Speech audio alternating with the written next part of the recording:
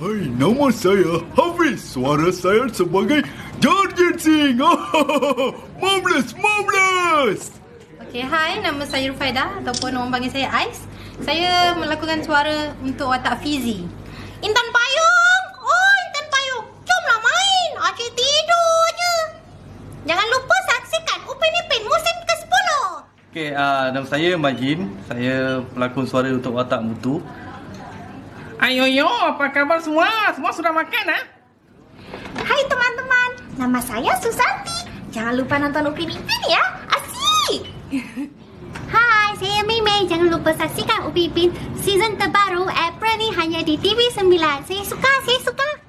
Hai, nama saya Ashila Putri. Saya pelakon suara Upin Ipin. Kawan-kawan, jangan lupa saksikan episod Upin Ipin musim ke-10. Betul.